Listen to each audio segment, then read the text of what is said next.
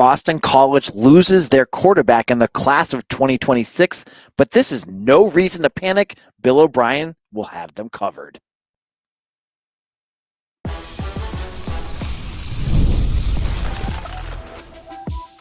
You are Locked On Boston College, your daily podcast on the Boston College Eagles.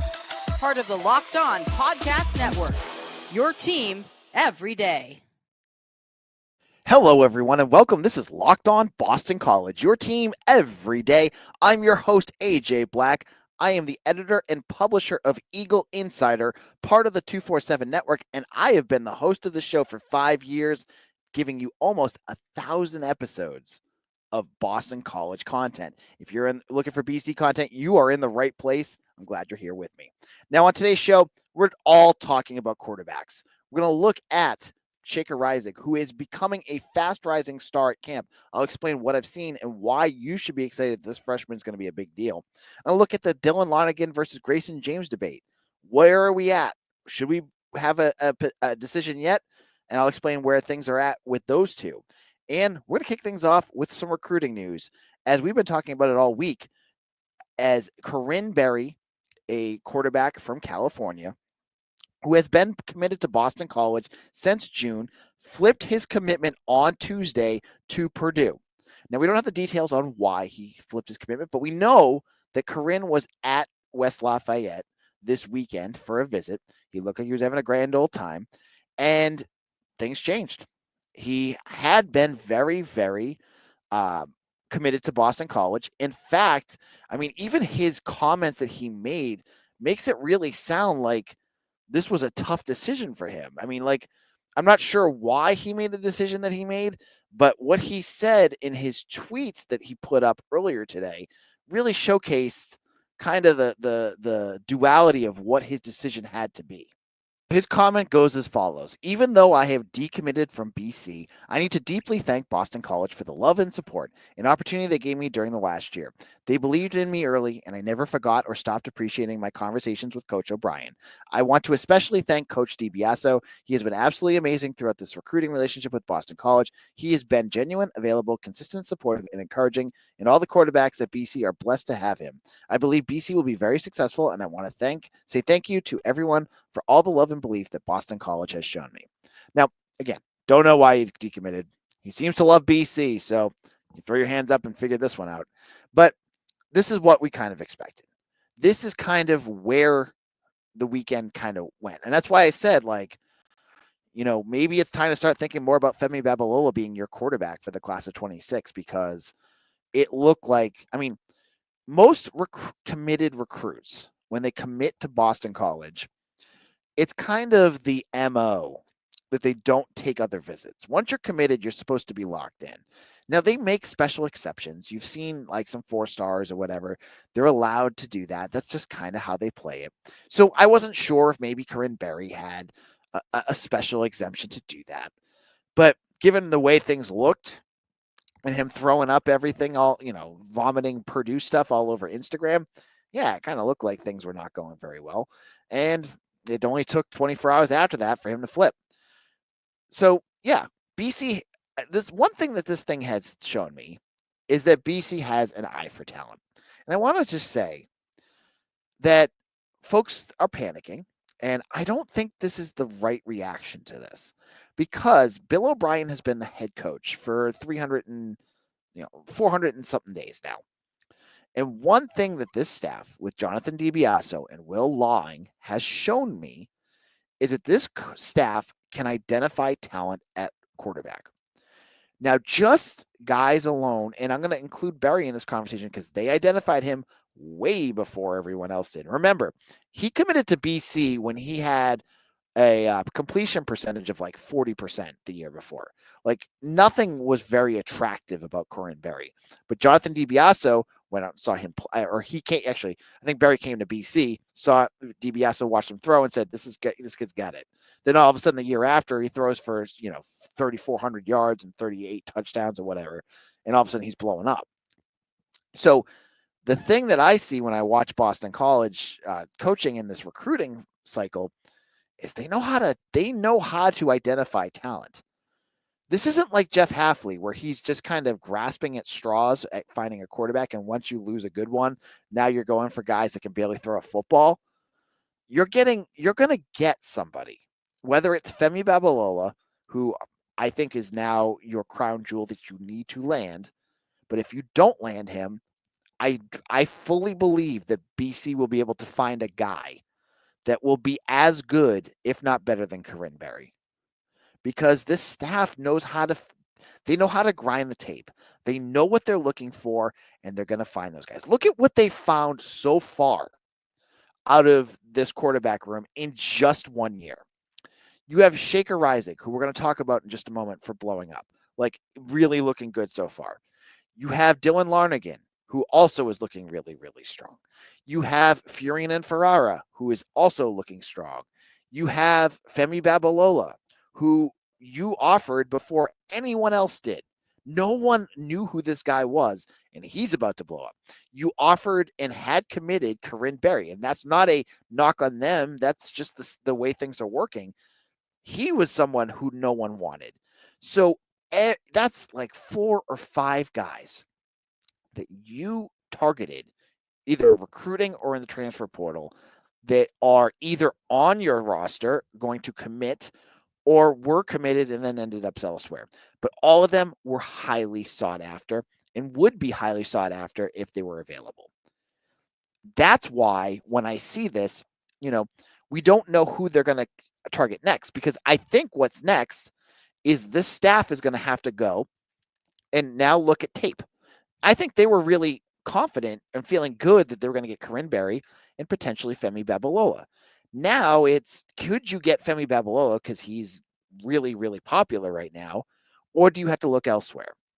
So the staff's now going to have to grind tape. They're going to have to find out who those next guys are. And I look back to last year.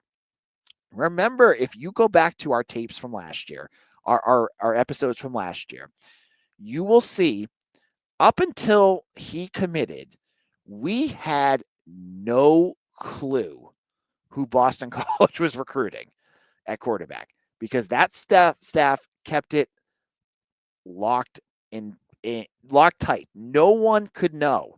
They would, I have my connections. They weren't telling me. They kept it locked and key, under lock and key. So, to me, there's 2 things you could be seeing coming up. You could see them looking at tape and try to find that next Femi Babalola, where there's a guy that no one is recruiting yet, and then all of a sudden they're going to watch him and go, wow, why is no one recruiting him? Boom, we're going to go for this guy.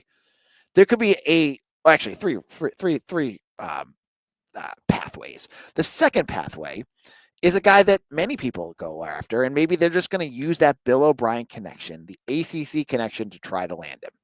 That could happen. Maybe it's someone that's not committed that we don't know about.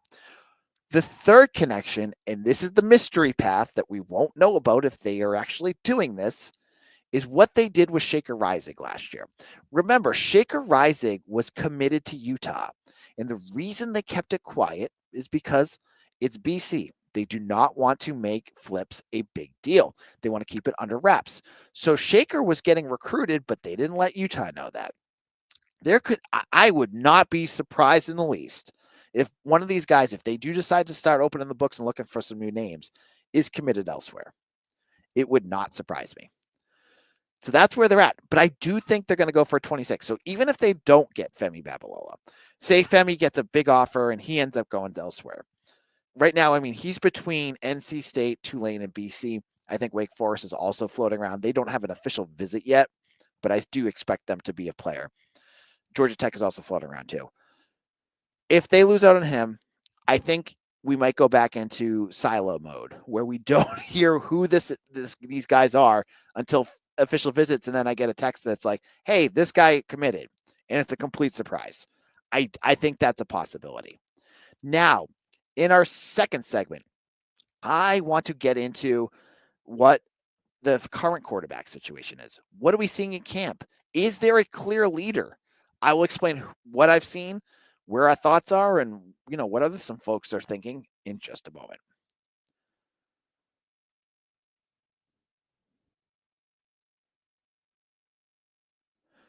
Get the supplies you need from the site made for the skilled trades, Supply House. Whether you're in plumbing, HVAC, or electrical work, Supply House is the reliable way to order products online.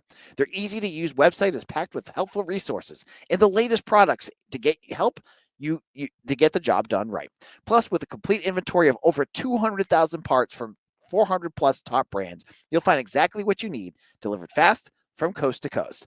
Need help with an order? Supply House offers expert support and industry leading service, so you'll always get taught to talk to a real person.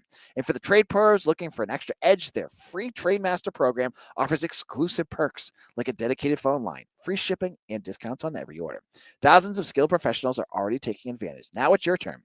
Join the Trade Master program today at supplyhouse.com/TM and start ordering plumbing, HVAC, and electrical supplies with just a few clicks. Plus, use a promo code SH5 for 5% off your first order.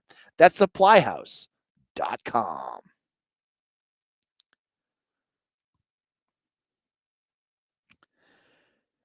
This is Locked On Boston College. I'm your host, AJ Black. I want to shout out all my everydayers, all you folks that listen to this podcast every single day to get your Boston College news, to get your Boston College analysis. You guys are my MVPs. I appreciate each and every one of you, and I have a challenge for you though. Give another person this podcast. Tell them about Locked On BC. You have a fan that has season tickets with your alumni. Tell them about it. I want more of you guys out here to listen to us. And when you're done with this episode, check out Locked On Red Sox. I'm pumped about the Red Sox actually being back. They're actually looking like a team that could compete in the AL East. You can find all their news and analysis on YouTube or wherever you get your podcasts. Now, the biggest question for many folks, because the quarterback question is always the biggest question, is Dylan Lonergan versus Grayson James. Now, if you've been reading our reports over on Eagle Insider, you've been seeing the tweets from all the different beat writers out there. You know things have been tight in terms of who is leading the race to be first quarterback going into spring. I mean, to the summer. I had to tell you, Dylan Lonergan has blown me away. This is a quarterback coming into a new offense, and he looks like he's been here for years. He looks like he understands that he was here last year, and he knows what Bill O'Brien and Will Long want from their offense. He throws a great ball. He's mobile. He works the pocket perfectly. He throws, he's accurate. He doesn't make mistakes. This is a positive sign. This is exactly why you brought him in. You wanted a quarterback to come in that is that 4-star that committed to Alabama and Bill O'Brien under Nick Saban. And they're getting that. He's everything that that as advertised that what you were hoping for. You were hoping someone to come in here and challenge Grayson James. Check. You were hoping for a guy with a good arm that could move this offense into a new direction. Check. You're looking for a guy that is a modern quarterback, that has some mobility, that can move with his legs. Check. You're looking for a guy that makes good decisions. Check. He's checking all the boxes. That's what makes Dylan Lonergan so good.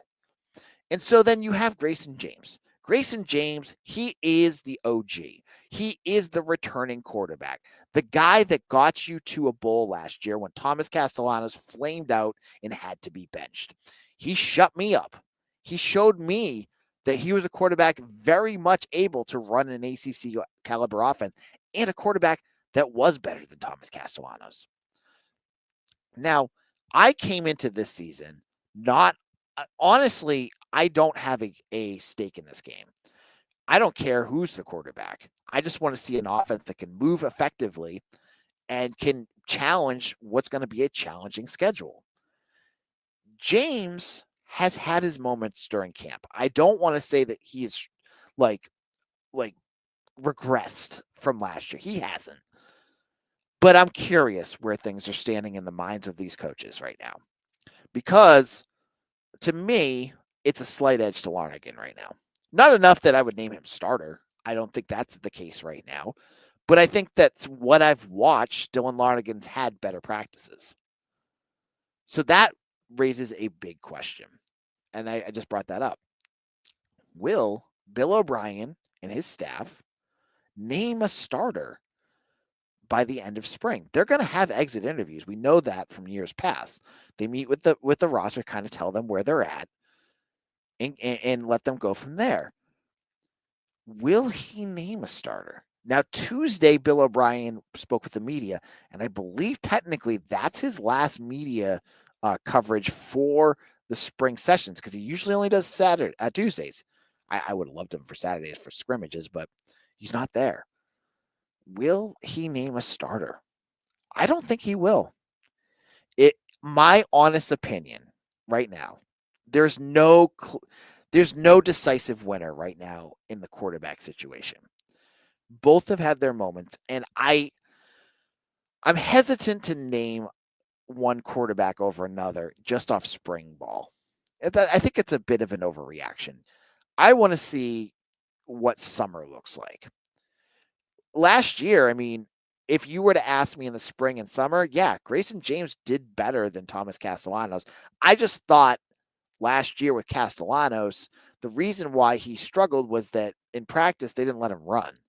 So he just had to sit there and throw the ball. But then I realized when the offense was going, that was kind of what they were doing then too. So it didn't just didn't work. Right now, I think Lonergan's making more plays.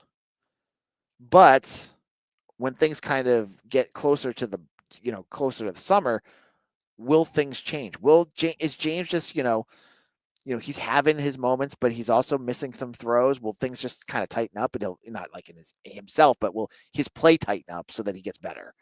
I think that's a reasonable question to ask. If you were to ask me who would be the starter day one right now, do you go with the new guy who's played a little better, or do you go with the incumbent who knows the offense a little better and has been more, he has the bigger history? I'm going to say, I don't know. You read what Bill O'Brien said today, and he's talking about both of them. I mean, it's coach speak, so of course he's going to say like both guys are doing great. But I wonder, like, where their mind is. And honestly, I go back to my question I just said a few minutes ago. Like, will he name one? I kind of hope he doesn't, because, and this is just from a roster perspective, you need two quarterbacks going into next year. If you name one now, there's always the potential, and I don't know where either of these guys' brains are. Like Grayson James, for instance, like say they name Dylan, just pretend they named Dylan Lonergan the starter. Grayson James has 1 year of eligibility left. There's a good chance that maybe he's like, yeah, no, I don't want to be here, and he leaves. If you don't name anybody, they both stay, and say you do name Lonergan, you're probably only going to use James for 3 or 4 games anyways if he's the backup, and then he can transfer and get a full year on a red shirt. So I don't think it's wise to name one. I think we're going to be waiting. And I think it's going to be funny because this is going to be one of those things as a reporter for you guys, it's going to just drive you nuts because it's 4 months away from the start, 4+ months to the start of the season, and we're not going to know. I'm guessing. I'm just guessing. Bill surprised me last year.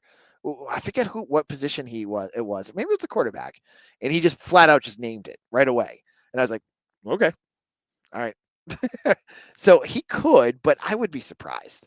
I think we're just gonna have to keep waiting, and you guys are gonna be like, "Hey, AJ, who's the starter?" And I'm gonna go, "I don't know."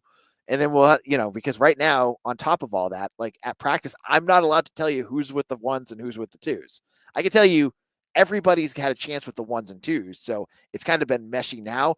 But I don't know what it's going to be like during the summer. Maybe once we get back to camp in the summer camp, one guy is more established, and then hopefully I can talk to you about that. But most likely, I'll still be, sworn to secrecy.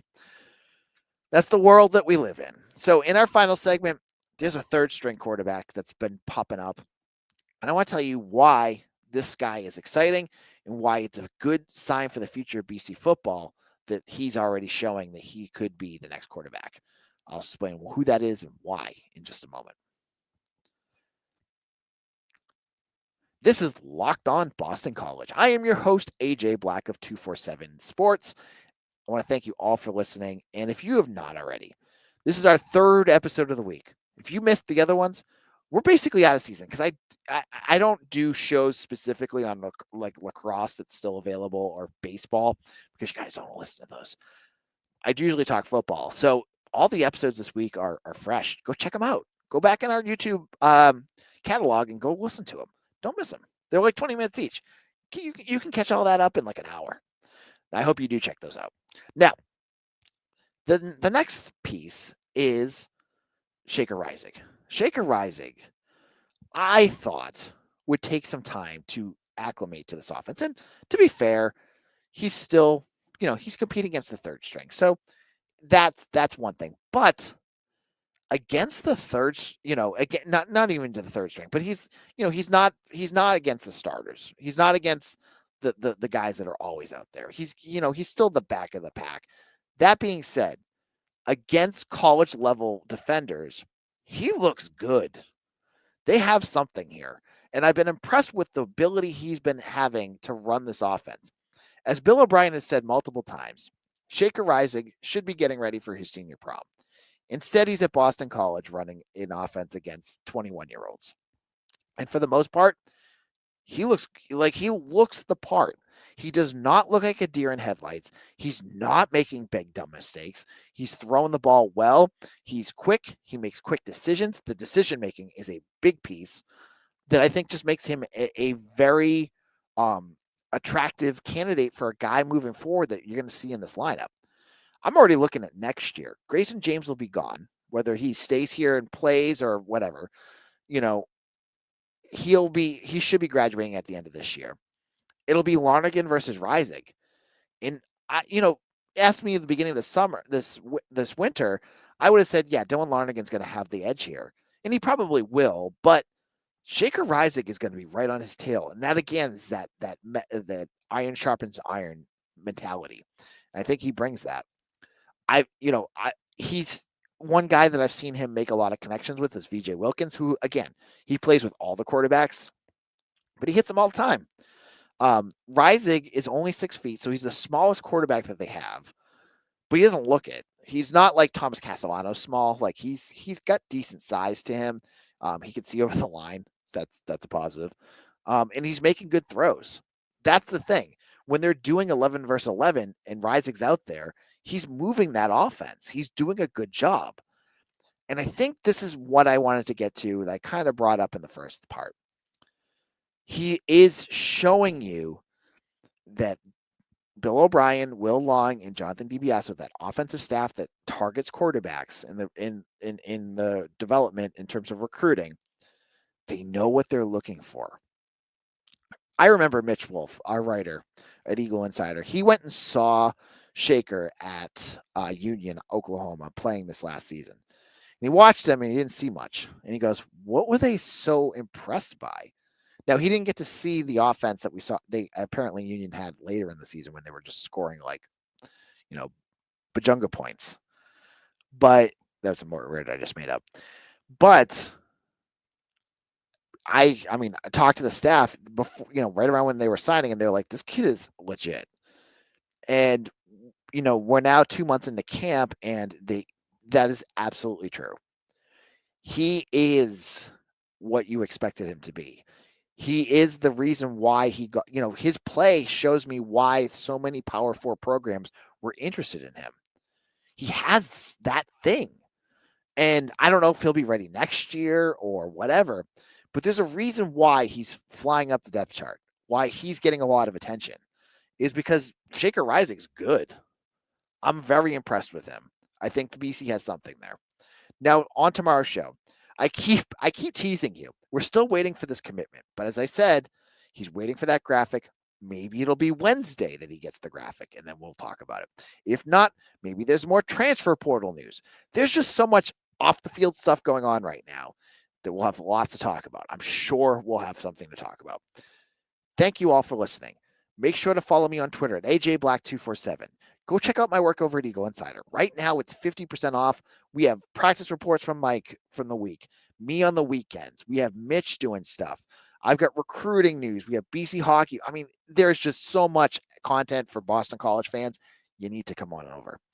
Thank you all for following along, and I will see you all again tomorrow for another episode of Locked On Boston College, your team every day.